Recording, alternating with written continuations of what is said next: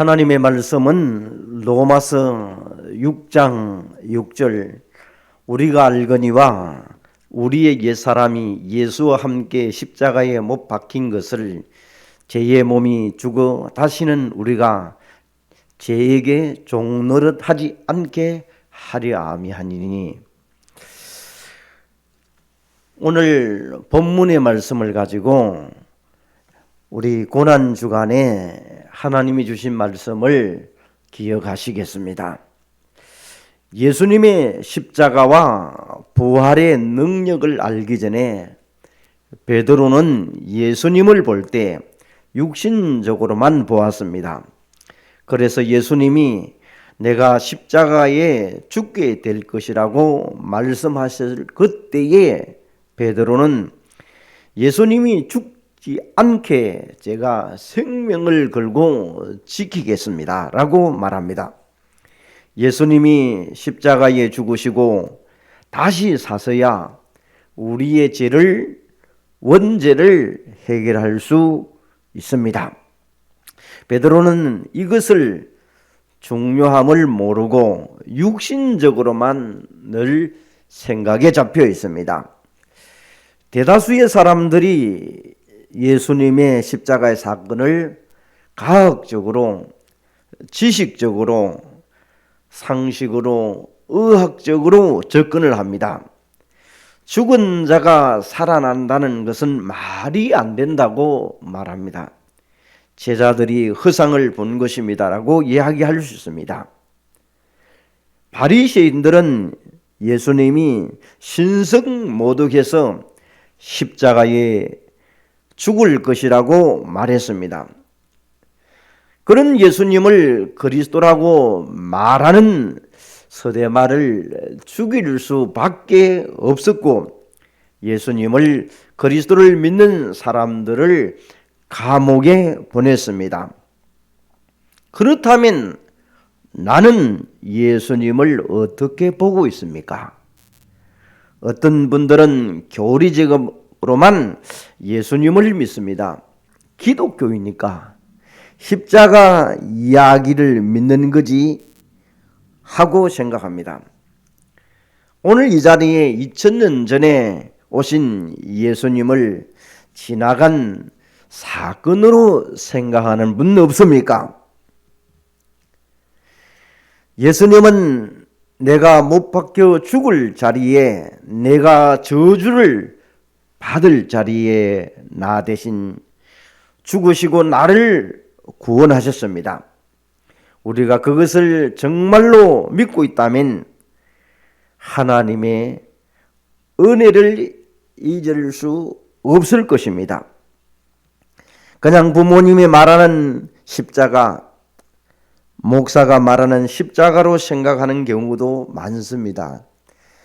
겉으로만 믿고 있지 속으로는 진짜로 믿지 않는 경우도 많습니다. 그래서 오늘 제목에 우리가 운명에서 해방받은 자의 행복이라는 제목을 가지고 본문을 찾아봅니다. 로마서 6장 10절에 보니까 예수 그리스도의 죽음을 뭐라고 했습니까? 성경에서 예수님의 십자가의 부활을 빼버리면 하나님의 말씀도 아니고 그냥 책과 불과하다 합니다. 우리가 교회에 다니니까 경건하고 진실하게 사는 것, 그런 것만 말하면 되는 사람들, 경건하게 살아도 그리스도의 십자가와 능력과 부활이 나에게 없다면 구원도 없고 생명도 없습니다. 예수님이 경건과 도덕과 윤리를 위해서 배고픈 자, 아픈 자를 고치려 오신 것은 절대로 아닌 것입니다. 우리 지나가는 일들, 주변의 사람들을 보게 되면 예수님이 진짜 오신 목적은 그리스도 일을 하기 위해서 오셨습니다. 십자가에 죽으시고 부활하셔서 우리의 모든 죄를 완전히 끝냈다는 그런 말입니다.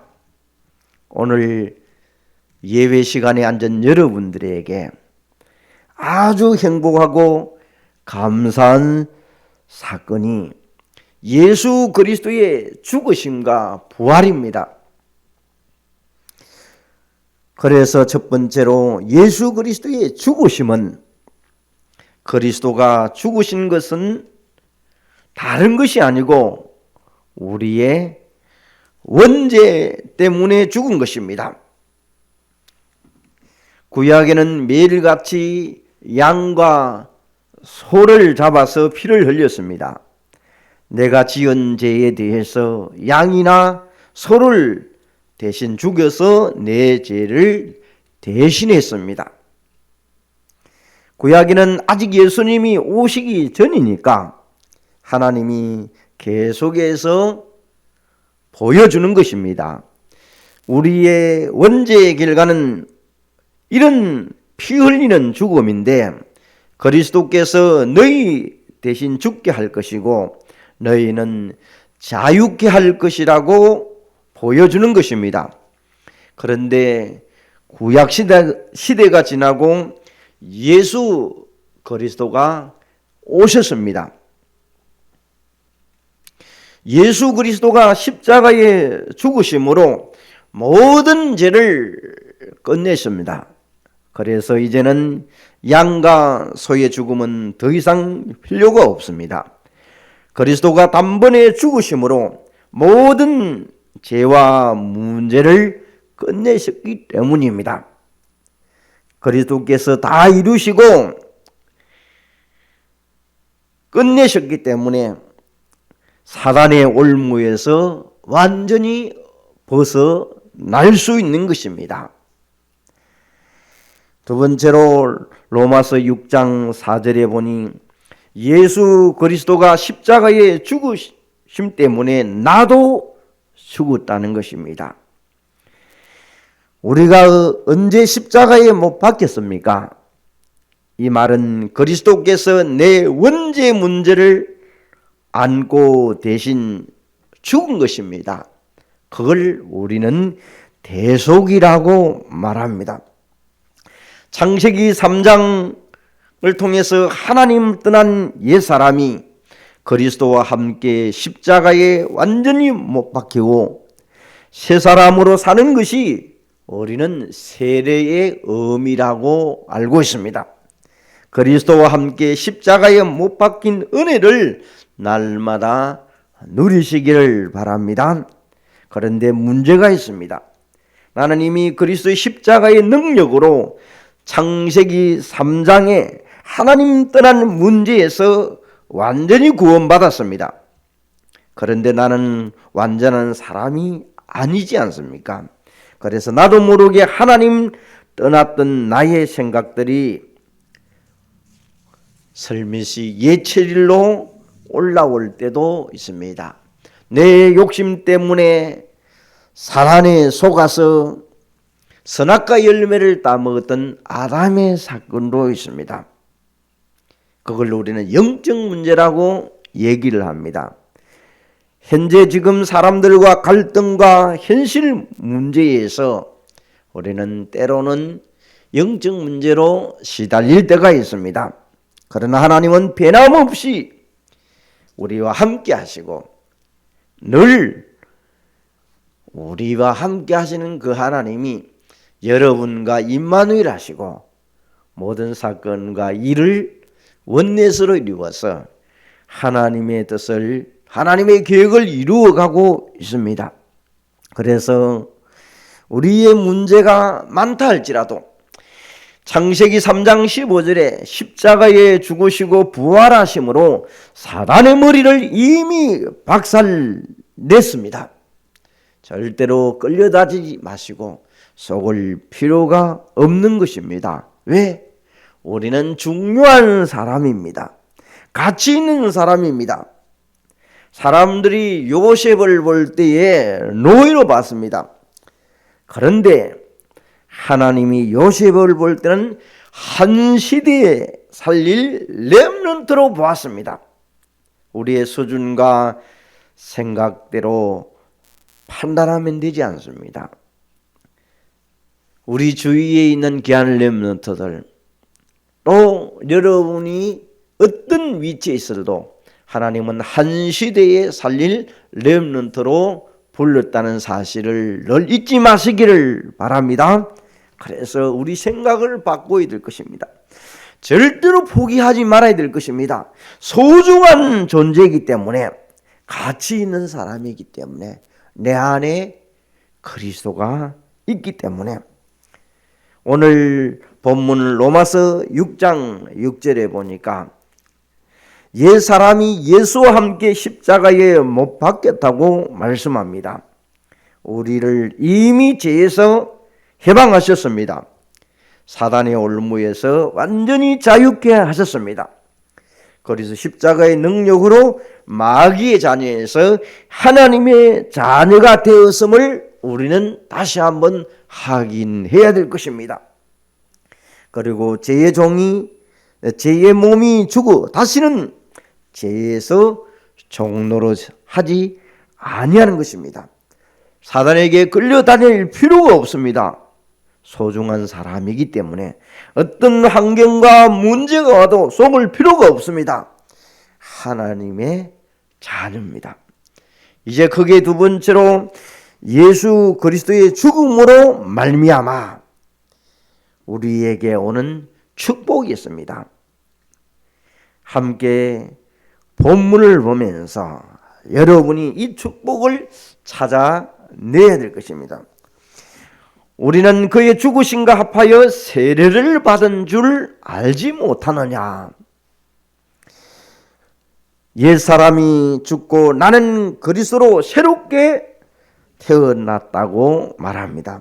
성경대로 예수가 그리스도로 오셨고 십자가에 죽으시고 다시 사심으로 우리가 거듭났습니다. 이것을 누리시기를 바랍니다. 세 번째로 예수님께서 십자가의 죽음으로 끝나지 않고 성경대로 3일 만에 부활하셨습니다. 예수님이 부활하셨다는 것은 우리도 그 부활에 연합한 자가 된 것입니다. 인간은 한 번은 죽습니다. 죽음은 반드시 오고 그 후에는 심판이 있습니다. 그런데 예수님이 부활하신 것처럼 재림하실 것이라고 말씀하셨습니다. 이 재림에 대해서 예수님이 매달 며칠에 오신다는 예언을 한 사람들이 있는데 다 거짓말입니다. 다 속이는 것입니다. 때는 오직 하나님께 있고 예수님도 언제 재림할지 모른다고 성경은 말합니다. 그런데 계시록에 보면 예수님이 재림하기 직전에 상황들이 일어나는 묘사들이 있습니다. 마태복음 24장 3절에서 14절에 보니까 전쟁과 기근과 지진이 나고 불법이 성행하고 사랑이 식어진다고 말합니다. 그 말대로 전쟁이 나고 지진이 지금도 계속 일어납니다. 얼마만큼 주변이 불법이 성행합니까? 가족 간에 원수처럼 지내고 범죄가 계속 일어납니다. 심지어 자식이 부모를 죽이는 일들도 많이 일어납니다. 그것만이겠습니까? 우리 주위에 적그리스도가 일어나고 이단들이 판을 치고 있습니다. 요즘은 더 많이 거리에서 이제 코로나가 어느덧 풀리고 나니까 활동을 많이 합니다. 이런 일들이 일어난다고 성경은 말합니다. 마태복음 24장 14절에 모든 사람에게 복음이 증거될 때의 끝이 온다고 얘기합니다. 그럼 지구에 아직까지도 2분의 1이 복음이 증거되지 아니했습니다. 예수님이 재림할 것입니다. 정말 우리가 말씀을 들을 때에 생명의 말씀으로 듣기를 축원합니다. 네 번째로 로마서 6장 7절에 보니까 죽은 자가 죄에서 벗어나 의롭다 하심을 얻었다고 말합니다. 죄에서 벗어나 의의 종이 되었다는 것입니다. 우리는 의를 위하여 하나님 뜻을, 하나님 계획을 따라 쓰임받는 귀한 성도들 되시기를 바랍니다. 8절에 보니까 십자가의 능력으로 그리스도와 함께 한 몸이 되었다고 말합니다. 예수님이 나를 구원하시려고 죽으십니다. 예수 그리스도와 나와 관련된 것들을 늘 우리는 축복으로 찾아내야 될 것입니다. 여섯 번째로 보니까 부활하신 그리스도를 사망 근세에서, 사단의 근세에서 완전히 끝내신 것입니다. 이 구원의 능력을 날마다 회복하시기를 바랍니다. 성경의 마귀는 우리를 대적합니다. 시험을 던져줍니다. 사단이 발 앞에 무릎 꿇도록 온전히 그리스도로 충만한 여러분 되시기를 바랍니다. 우리의 환경과 문제, 어려움이 있더라도 절대로 속지 마시기를 바랍니다. 요한복음 19장 30절에 십자가에서 다 끝냈습니다.